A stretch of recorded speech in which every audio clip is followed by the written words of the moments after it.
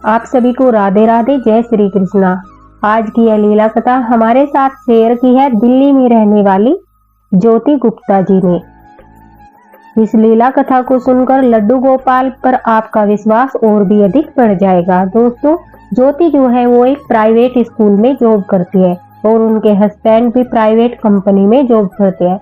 मतलब दोनों husband wife जो है जॉब करते हैं और इनकी घर में लड्डू गोपाल बाल गोपाल की भी सेवा होती है।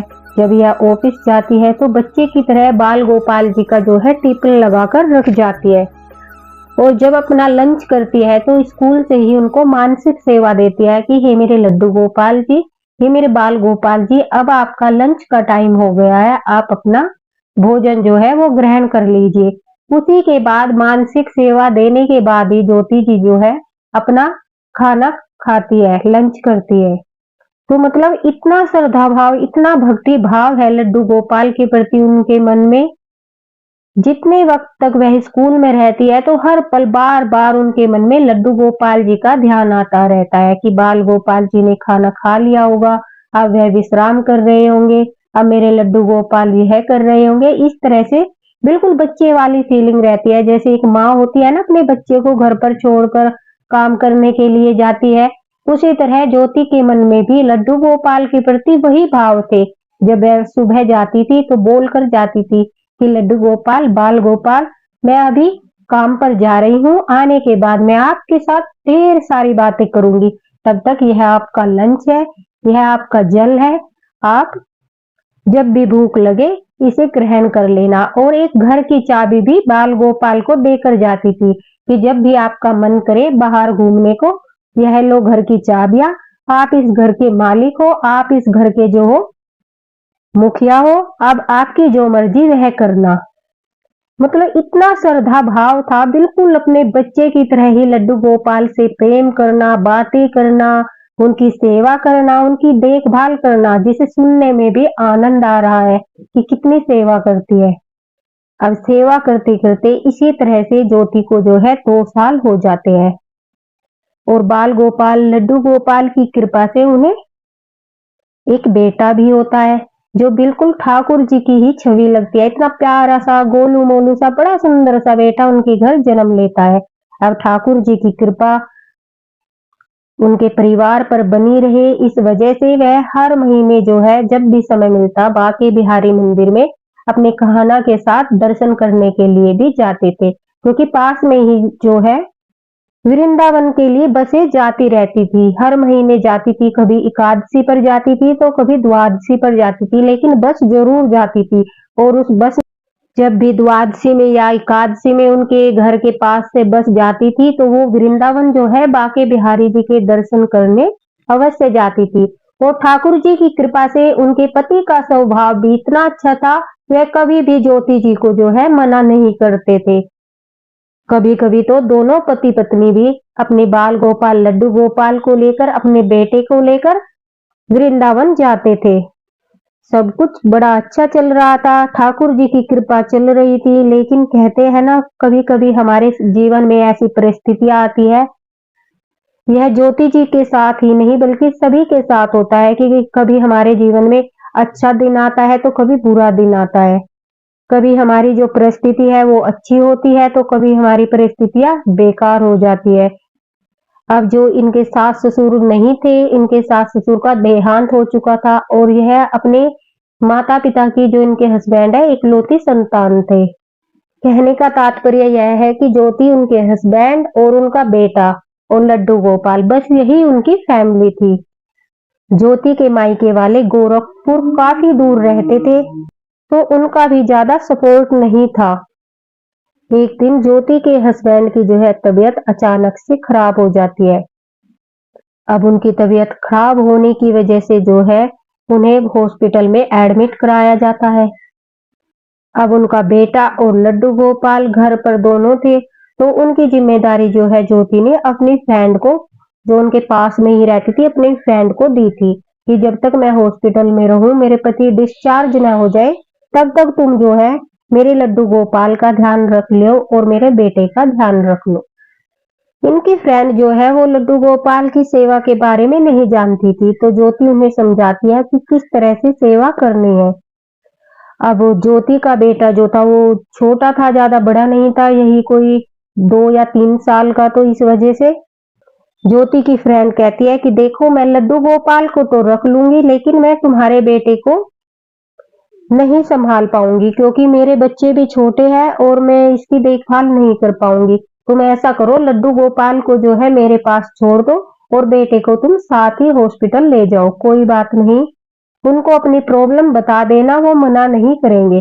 अब मजबूरी थी, ज्योति अपने बेटे को लेकर हॉस्पिटल में चली गई और लड्डू गोपाल को जो है अपनी सहेली के यहाँ सेवा के लिए छोड़ दिया।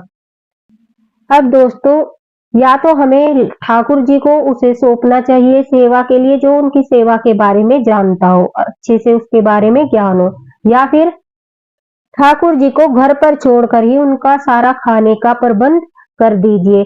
हालांकि ज्योति हमेशा जब भी घर से बाहर जाती थी, उनके खाने का सारा मतलब देखभाल करती थी, वो रख कर चली जाती थी। लेकिन अब उसको लग रहा था कि हॉस्पिटल में 3 या 4 दिन लग जाएंगे। इस वजह से उसके मन में आया, चलो रात को अच्छे से विश्राम कर लेंगे, अच्छे से जो है खाना पीना हो जाएगा ठाकुर जी का। इस वजह से वो अपनी सहेली को पड़ोस में ही लड्डू गोपाल जी को देकर चली जाती है।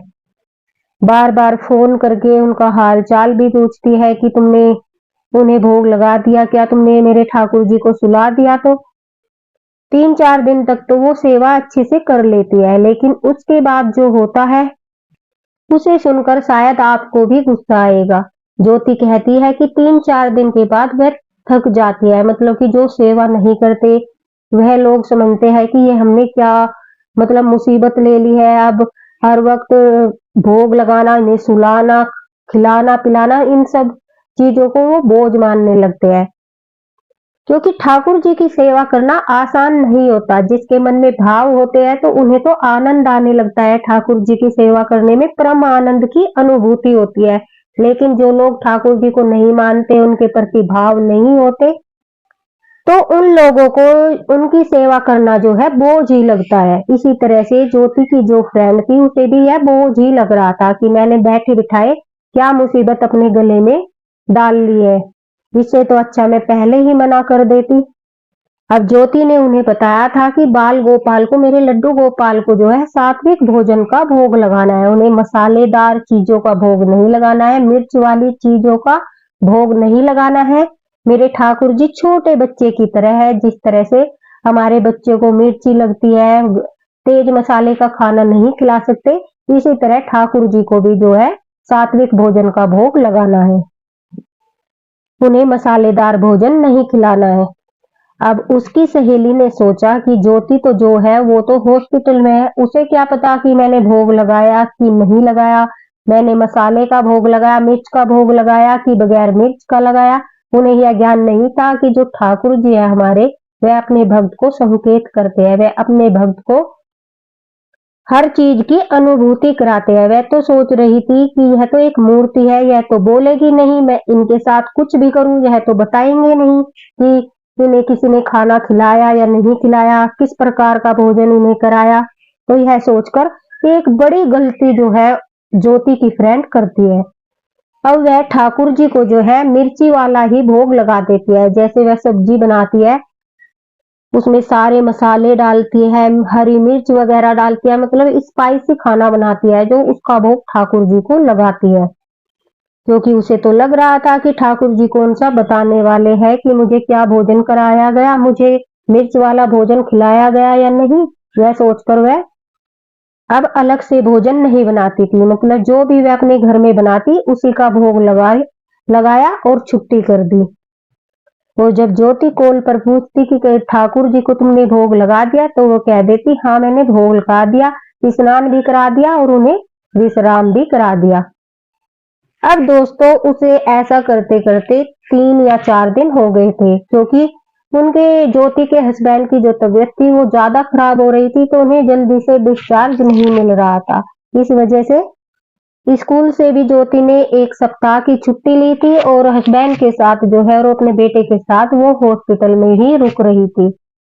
अब ज्योति कहती है कि 3-4 दिन के बाद जब रात को वह सोने के लिए बेंच पर ऐसे ही अपना सर रखकर जैसे थक जाते हैं और किसी बेंच पर किसी चीज के सहारे ऐसे सर रखकर बैठ जाते हैं जब वो काफी थके हुए होते हैं, तो इसी तरह ज्योति जो है बेंच पर सर रखकर हल्की हल्की आंखें बंद किए हुए थी।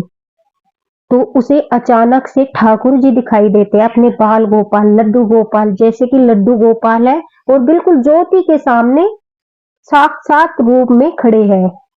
वही लड्डू गोपाल है जो मतलब कि जिनकी वह सेवा करती है, उनका स्वरूप बड़ा हो गया है और वह बिल्कुल सीधे खड़े हैं, जैसे घुटनों के बल हमारे ठाकुर जी का स्वरूप है, इस तरह से नहीं, बिल्कुल सीधे ठाकुर जी ज्योति के सामने खड़े हैं और उनका पल्लू पकड़कर कह रहे हैं कि मैया, वो मैया, देख मेरे मुंह में छाले पड़ गए हैं, मुझे मिर्ची लग रही है, मैं काफी भूखा हूँ, मैंने 2 दिन से कुछ नहीं खाया, मैया मुझे अपने पास ले आ, मुझे खाना खिला दे, मैं काफी भूखा हूँ। इस तरह की अनुभूति जो है ज्योति को होती है। वो हड़बड़ाकर एकदम से उसकी आंख ऐसे खुलती है और वो चारों तरफ देखती है और वो कहती है कि मैं तो हॉस्पिटल में हूँ। फिर ये किस तरह की अनुभूति थी कि ठाकुर जी मुझे दिखाई दिए और वह कह रहे हैं कि मैं भूखा हूँ, मेरे मुंह में छाले पड़ गई है। वह तुरंत से अपनी फ्रेंड को फोन लगाती है और पूछती है कि क्या तुमने आज ठाकुर जी को जो है भोग नहीं लगाया? मुझे ऐसे ऐसे सपन में दिखाई दिए, मुझे कह रहे थे कि मैं भूखा हूँ, मेरे मुंह में छाले पड़ गए हैं। तो उनकी दोस्त जो थी वो एकदम से भड़क जाती है और कहती है कि तुम्हें क्या विश्वास नहीं है? अगर तुमने मुझे अपने लड्डू गोपाल सौंपे हैं तो मैं उन्हें खाना भी खिला रही हूँ और मैं उन्हें सुला भी रही हूँ। अगर तुम्हें विश्वास नहीं है तो तुम अपने ठाकुर जी को किसी और को भी दे सकती हो। इस तरह से वह उन पर भड़कने लगती है। तो ज्योति सोचती है कि शायद उन्हें वहम हुआ होगा, उन्हें सारा दिन लड्डू गोपाल की चिंता रहती है, इस वजह से उन्हें जो है वहम हुआ होगा। ऐसा कुछ नहीं है, वो लड्डू गोपाल की सेवा कर रही है, ऊपर से वह मेरी हेल्प ही कर रही है एक तरह से, वरना लड्डू गोपाल अब कब तक मैं उन्हें मानसिक रूप से सुलाती रहती। तो वह अपनी फ्रेंड से कहती है, अरे नहीं तुम बुरा मत मानो, मुझे अनुभूति हुई थी, इस वजह से मैंने तुम्हें जो है बता दिया, ऐसा कुछ नहीं है कि तुम सेवा नहीं कर रही हो। यह कहकर ज्योति जो है फोन रख देती है। लेकिन बार बार उसे जो है ठाकुर जी याद आ रहे थे, अपने लड्डू गोपाल याद आ रहे थे। वह सोच रही थी कि ऐसा तो कभी नहीं हुआ, इस प्रकार की अनुभूति तो मुझे पहले कभी नहीं हुई। हो न हो, ठाकुर जी झूठ नहीं बोल सकते और उन्होंने अनुभूति कराई है तो इसमें जरूर ही कोई सत्य छिपा है। मन ही मन ठाकुर जी से प्रार्थना करने लगते हैं कि ये ठाकुर जी मुझे क्षमा कर दीजिए, अगर मेरे कारण आपको कोई समस्या हो रही है, मेरी वजह से आपको कोई दर्द झेलना पड़ रहा है तो आप मुझे माफ कर दीजिए। यह कहकर जो है ज्योति काफी परेशान हो जाती है, बेचैन हो जाती है। अब एक भक्त होता है, उसकी सारी जो है श्रद्धा भक्ति विश्वास पर टिकी होती है। तो ठाकुर जी पर ज्योति को पूरा विश्वास था कि वह उन्हें गलत अनुभूति नहीं कराएंगे। अब उनके पति की तबीयत भी थोड़ी ठीक थी, तो वह कहती है कि मैं जरा जाकर देख लेती हूँ ठाकुर जी ठीक है या नहीं है, अच्छे से उनकी सेवा हो रही है। और वह अपने पति को बोलकर कुछ देर के लिए अपनी सहेली के यहाँ जाती है, जिन्हें उन्होंने ठाकुर जी जो है सेवा के लिए दिए थे। बिन बताए बगैर ही वो चली जाती है अचानक से। तो अब शाम का समय था और ठाकुर जी को भोग लगाने का समय था। ज्योति की सहेली को नहीं पता था कि ज्योति हॉस्पिटल से वापस आने को तैयार है और वह सीधा उसके घर पे ही आएगी। अब ज्योति जब अपनी सहेली के घर आती है और आकर वह सीधे ठाकुर जी से मिलने मंदिर में पहुंच जाती है। उनकी सहेली के घर में मंदिर था जिसमें वह तीज त्योहार पर दिया बाती करती थी, तो वहीं पर उसने जो है ठाकुर जी को विराजमान किया था। अब वहां जो देखती है उसे देखकर ज्योति को बड़ा ही गुस्सा आता है, क्योंकि जो भोजन का भोग ठाकुर जी को उसके फ्रेंड ने लगाया था, उस थाली में जो है जो सब्जी रखी थी उसमें इतनी सारी मिर्चियां थी जो अलग से ही दिखाई दे रही थी। अब ज्योति गुस्से में वह थाली को उठाकर अपनी सहेली के पास जाती है और कहती है कि यह क्या तुम मेरे ठाकुर जी को मिर्ची वाला भोजन खिला रही हो? अगर तुम्हें सेवा नहीं करनी थी तो तुम मना कर देती। इससे अच्छा तुम इस तरह से मेरे ठाकुर जी को कष्ट क्यों दे रही हो? उन्हें इतना परेशान क्यों कर रही हो? और ऐसा करने से जो है तुम्हें पाप लगेगा। तो वह एकदम भड़क कर जो उसकी सहेली है वह कहती है, अरे तुम तो इस मूर्ति के पीछे बिल्कुल पागल हो रही हो। क्या मूर्ति भी खाना खाती है? उन्हें भी मिर्ची लगती है? ऐसा नहीं होता। तुम पढ़ी लिखी हो, जॉब करती हो, टीचर हो, फिर भी इन अंधविश्वासों में विश्वास करती हो। अब यह सुनकर ज्योति को बड़ा ही दुख होता है कि मैंने किस नास्तिक को सेवा दे दी। ठाकुर जी को इनके घर में कितनी पीड़ा हो रही होगी। इससे तो अच्छा है मैं उन्हें अपने घर ही रखती। वह अपनी सहेली को समझाने की कोशिश करती है, कहती है कि चलो ठीक है, तुमने जो किया किया, लेकिन ये ठाकुर जी होते हैं, लड्डू गोपाल होते हैं, हमारे बच्चे की तरह ही इनका ध्यान रखना होता है, इनकी सेवा करनी होती है। और जितना प्रेम तुम इनसे करोगी, जितना ध्यान तुम इनका रखोगी, उतना ही आशीर्वाद ठाकुर जी तुम्हें भी देंगे।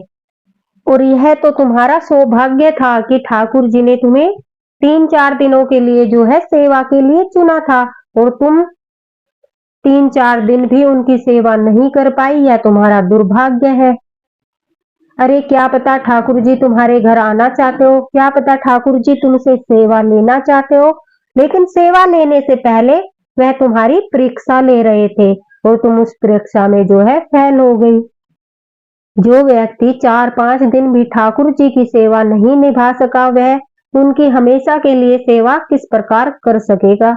इसलिए ठाकुर जी की सेवा करना इतना भी आसान नहीं है, और न ही तुम्हारे चाहने और न चाहने से ठाकुर जी कभी आते हैं। पहले वह देखते हैं कि यह तुम्हारा भक्त जो है सेवा देने लायक है या नहीं है, यह तुम्हारी सेवा कर सकता है या नहीं कर सकता है।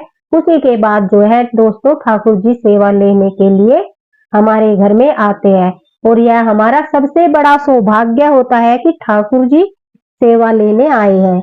इसलिए बड़े ही सच्चे मन से, श्रद्धा भाव से उनकी सेवा करनी चाहिए। इसलिए किसी को ठाकुर जी की सेवा देने से पहले अच्छे से सोच विचार ले। पहले देख ले कि वह व्यक्ति सेवा करना भी चाहता है या नहीं, उसके मन में श्रद्धा भाव है या नहीं। उसी के बाद अपने ठाकुर जी को किसी के लिए सेवा को दे। ऐसे नहीं कि आपने किसी को भी ठाकुर जी सेवा के लिए दे दिए और वो हमारे ठाकुर जी की बेकदरी ही कर दे, अपने मन चाहे भोग लगाए, मन चाहे विश्राम कराए। इस तरह से वह हमारी भक्ति का मजाक उड़ाता है, इस तरह से वह हमारी भक्ति का जो है अपमान करते हैं। तो अपने ठाकुर जी को किसी को देने से पहले सोच ले, अच्छी तरह से विचार ले, तभी सेवा के लिए दे। अन्यथा अपने घर में ही विराजमान करके आप उन्हें मानसिक सेवा दे सकते हैं, उनके खाने पीने की व्यवस्था कर सकते हैं। अब ज्योति की जो फ्रेंड थी, सहेली थी, उसकी बात तो समझ में आती नहीं, क्योंकि उसके मन में भाव ही नहीं थे और न ही वह सेवा करना चाहती थी। उसे यह सब बोझ लग रहा था। और कितने बड़े दुर्भाग्य की बात है कि कुछ लोग जो है ठाकुर जी को भी बोझ मानते हैं, सृष्टि के पालनहार को भी बोझ मानते हैं। अब ज्योति अपने ठाकुर जी को लेकर अपने घर ही आ जाती है, और जिस तरह से वह जॉब पर जाती थी उसी तरह से उनके सारे खाने पीने की व्यवस्था करती है, ड्राई फ्रूट वगैरह रखकर, उनका बिस्तरा लगाकर, उनका जल रखकर उनसे प्रार्थना करती है कि हे ठाकुर जी, मेरी वजह से आपको कितना कष्ट सहना पड़ा, आपको मिर्ची वाला भोजन कराया गया, मसालों वाला भोजन कराया गया। पता नहीं आपको वह समय पर सुलाती भी होगी या नहीं, किन किन कष्टों का आपको सामना करना पड़ा, उन सब के लिए मुझे माफ कर दीजिए। इस तरह से सच्चे मन से ज्योति जो है अपने ठाकुर जी से माफी मांगती है, और उन्हें घर पर ही विराजमान करके घर की चाबी देकर फिर से दोबारा हॉस्पिटल में जाती है। देखा भक्तों, जब हमारे लड्डू गोपाल को कोई कष्ट होता है या फिर उनके साथ कोई इस तरह का व्यवहार करता है कि उन्हें वो पसंद नहीं आता, तो वह तुरंत बिना देरी किए अपने भक्त के पास उन्हें अनुभूति कराने पहुंच जाते हैं, और यह बिल्कुल सत्य बात है।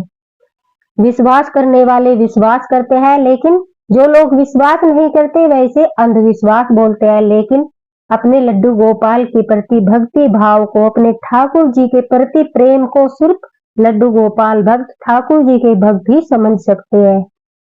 यह उन नास्तिकों की समझ से परे है जो ठाकुर जी पर विश्वास नहीं करते, और यह उनके प्रारब्ध है जो वह खुद भोगेंगे। यह उनकी शुद्ध बुद्धि है जो उन्हें जिस रास्ते पर वह जाना चाहते हैं उसी रास्ते पर ले जाएगी।